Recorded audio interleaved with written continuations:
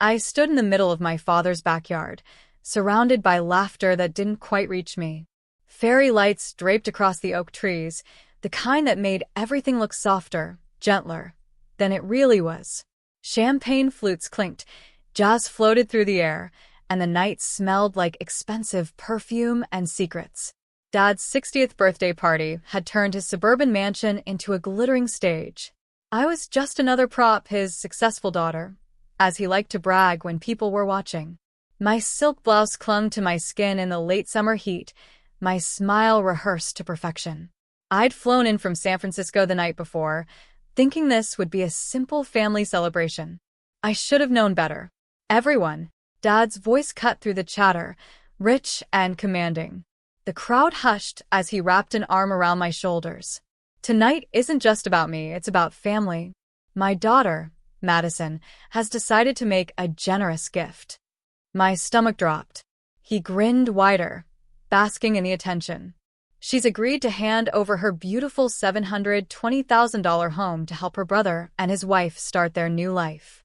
Applause erupted. Cameras flashed. My name echoed under the string lights. Madison, so generous, so kind. But I couldn't move. The glass in my hand trembled. My pulse roared in my ears. I stared at my father's proud face, realizing he'd made the decision for me, like always. And for the first time in years, I didn't smile back. I wasn't always this composed. There was a time when even the smallest confrontation made my voice shake. I remember the night it all started, 5 years ago, in that same house, before I walked away for good. Dad was sitting in his leather chair, reading the Wall Street Journal, while my brother, Ryan, hovered behind him like a shadow. I'd just told them I was quitting my accounting job to start my own interior design business. Dad didn't even look up. That's not a career, Madison. That's a hobby for bored wives. The words burned. It's what I love, Dad. And I'm good at it. He finally glanced at me, the corners of his mouth twitching in disappointment. You're being foolish. You'll come running back when the rent's due. Ryan chuckled under his breath. Guess that degree didn't teach you much about real life. I felt the heat rise behind my eyes, the familiar lump in my throat. Mom had died 2 years earlier, and the house still smelled faintly of her vanilla candles. She was the only one who ever believed in me. I reached into my purse and touched the bracelet she'd given me before she passed. Silver, delicate, engraved with one word. Enough. That night, I packed my things. I didn't cry in front of them, not once. But as I carried my suitcases down the long driveway, the weight of their doubt pressed against my chest. For a while, their voices haunted me. Dad's scorn. Ryan's laughter. The echo of doors closing behind me. But every time I traced my fingers over that bracelet, I reminded myself that enough wasn't about what they gave me. It was about what I could build for myself. So I left. With no savings, no plan, and nothing but a second-hand laptop and a stubborn belief that one day they'd regret ever underestimating me. That was the last time I saw my father until tonight. The first few months after leaving home were brutal. I rented a cramped studio apartment above a bakery in downtown Oakland. The walls were thin, the plumbing moody, and the smell of croissants woke me at 5 a.m. every morning. But it was mine, my space, my freedom. During the day, I freelanced as an assistant designer for anyone who'd hire me, tiny coffee shops, budget salons, even Airbnb hosts who paid in exposure. At night, I'd study design software tutorials on YouTube until my eyes burned. My hands were always covered in paint or hot glue, my nails chipped, my hair usually tied up with whatever rubber band I could find. One evening, I met her, Clara Jameson. She was this legendary designer in the Bay Area, known for her bold, sustainable projects. I'd shown up at her open seminar, completely starstruck, and somehow, after the event, we started talking in the parking lot. She looked at my handmade business cards and said, "You've got guts, Madison. Guts will get you further than luck ever will." Clara became my mentor. She didn't hand me success. She taught me how to earn it. I learned to read contracts, negotiate fees, and never apologize for my prices. When I landed my first major client, a boutique hotel renovation, I cried in the stairwell for 10 minutes before walking into the meeting. That project became the launch pad for my own studio, Madison Hale Interiors. From there, things snowballed. Word spread. Clients returned. I started hiring interns, then staff. I worked 14-hour days, but every invoice paid and every design published in a magazine felt like a personal victory. When I finally bought my home, a bright, modern bungalow in Marin County, it wasn't just real estate. It was proof. Proof that I could stand without my father's name, his money, or his approval. I paid for every inch of it myself. Still, I kept my success quiet. On social media, I posted sunsets, coffee cups, sketches, never the reality. To my family, I was doing fine, still figuring things out. I didn't want them to know what I had built because part of me feared they'd try to take credit for it, or worse, take control. I used to sit on my porch some evenings, glass of wine in hand, watching the city lights shimmer below. I'd touch Mom's bracelet and whisper, "I did it, Mom." The nights were quieter then, no noise from parties or family expectations, no judgments hanging in the air. Just me, my home, and the peace I'd fought to earn. And that peace is exactly what my father tried to steal when he announced, without warning, that it was no longer mine to keep. The applause around me faded into static. Every face in the room seemed to blur, except my father's. He was beaming, soaking in the praise of his friends, shaking hands as if he'd just donated the home himself. My brother Ryan stood beside him, smug, arm looped around his wife's waist. I placed my champagne flute on the table before I dropped it. My heart pounded in my throat. He didn't just assume, he decided. The microphone was still in his hand when I stepped forward. "Dad," I said, my voice steady but low. "Could I say something?" He looked startled, but the crowd turned eagerly. I never made scenes, never raised my voice. I could see the relief in his smile. He thought I was about to play along. I took the mic from him, holding it carefully, the way I might hold a weapon. "Thank you all for coming," I began, forcing a polite smile.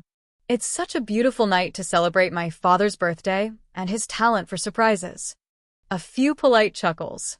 He didn't catch the edge in my tone yet. I wasn't aware, I continued, that my home had become part of tonight's festivities. A ripple of murmurs spread through the crowd. Ryan frowned, whispering something to Dad. But I kept going. Since everyone seems curious, let me clarify a few things. The $720,000 home my father mentioned, it wasn't gifted to me. I bought it, myself. Every down payment, every renovation, every tax bill. Dad's expression stiffened. His voice came out strained. "Sweetheart, we know you've worked hard, but, I repeated. The word cut through the air like glass. You didn't build that home, Dad. You didn't earn it. I did. And it's not yours to give away." Silence. Even the band had stopped playing. I let the moment breathe. "For years," I said softly, "I stayed quiet. I let you treat my choices like mistakes, my dreams like childish whims. But I learned something in those years away. You can't take what you didn't build." Ryan's face was red now. "Come on, Madison. It's not a big deal." "Not a big deal?" I turned to him. "You stood there smiling while Dad told 100 people I'd give you my house. Do you know how humiliating that is?" He looked down. His wife tugged at his sleeve. I straightened, my hands no longer shaking. "I'm happy to help my family when it's asked for, not announced. But this house, my home, is not a token for your approval." A pause. Then I smiled, slow, deliberate. "And since we're all sharing news tonight, you might like to know that Madison Hale Interiors just opened its 3rd office in Los Angeles." Gasps. Cameras flashed again, but this time for me. I looked at my father. The confidence had drained from his eyes, replaced with disbelief. "I wanted you to be proud," I told him quietly. "But maybe pride doesn't come from control, it comes from respect. Something you stopped giving me a long time ago." He didn't speak. He couldn't. I handed the mic back, my silk blouse brushing against his suit sleeve. "Happy birthday, Dad," I said, and turned away as the guests stared, some in awe, others in shame. As I walked toward the exit, the night air hit my skin. Cool, honest, and real. And for the first time in years, I felt completely free. The next morning, I woke to a dozen missed calls. My father, Ryan, even a few of his business partners. I ignored them all until the doorbell rang around noon. When I opened it, my father stood there, tie loosened, pride deflated. He looked smaller somehow. Ryan lingered a few steps behind, pretending to check his phone. "Madison," Dad began, his voice rough. "Can we talk?" I stepped aside, motioning them in. The living room smelled faintly of coffee and lavender, my sanctuary, the place they had tried to turn into a bargaining chip. I let them sit, but I stayed standing. Dad cleared his throat. "Last night got out of hand. I was proud of you. I wanted people to see how successful you've become. I didn't mean to humiliate me," I asked gently, "or to give away something that isn't yours." He winced. I should have asked. "You're right." It was strange. He'd never said those words to me before. Ryan leaned forward, his tone softer than I'd ever heard. "I didn't know he'd announce it like that. We just thought you wouldn't mind helping out." I studied him. "You wanted a handout, Ryan. There's a difference between help and entitlement." He looked down, shame flickering in his eyes. I exhaled slowly. "I'm not cutting you off, but things will change. If you want support, financial or otherwise, it comes with conditions." Their eyes lifted to me. "For you, Ryan," I said, "you'll take that marketing degree and use it. Get a job. Build something that's yours. I'll help you design your first office, but you'll pay the rent yourself. Deal?" He nodded, hesitant but sincere. "And you?" I turned to Dad. "You raised me to believe love came with strings. It doesn't. If you want a relationship with me now, it'll be built on honesty and respect, not control. No more decisions made for me." He opened his mouth, then shut it again. His hands trembled slightly on his knees. "You sound like your mother," he said finally, voice breaking. "She'd be proud." That caught me off guard. I blinked hard, holding back tears. "Then maybe you can start being proud too, without needing to own me." They both nodded. No one spoke for a long time. The silence wasn't cold this time. It was rebuilding itself, brick by brick. When they finally left, I stood by the window, watching them walk to the car. It wasn't triumph I felt, it was release. For once, I wasn't the daughter trying to earn approval. I was the woman setting terms. Months passed. The night of my father's party became something people still whispered about in family circles, half scandal, half admiration. But time has a way of softening sharp edges. Ryan kept his word. He found a small marketing firm willing to take him on, and for the first time, he called me not to borrow money, but to ask for advice. His voice carried a quiet pride I'd never heard before. Dad changed too, though slowly. He started visiting on weekends, sometimes with a pie from the bakery near his office, small gestures that meant more than any grand announcement ever could. He didn't talk much about business anymore. Instead, he asked about my projects, listened when I spoke, even smiled when I teased him about finally learning humility. One Sunday afternoon, as we sat on the porch watching the sunset, he reached into his pocket and pulled out something small. "My mother's bracelet. You left this behind years ago," he said softly. I traced the familiar engraving, enough. It had dulled a little, but the meaning hadn't. "Keep it," I told him, placing it back in his palm. "You need it more than I do." He smiled then, really smiled. "Maybe I do." After he left, I stood alone on that same porch, the city lights glittering in the distance. I thought about the girl who once walked down that long driveway, shaking with anger and fear. And I thought about the woman I'd become, steady, sure, free. I had built more than a home. I had built peace. The applause from that night no longer haunted me.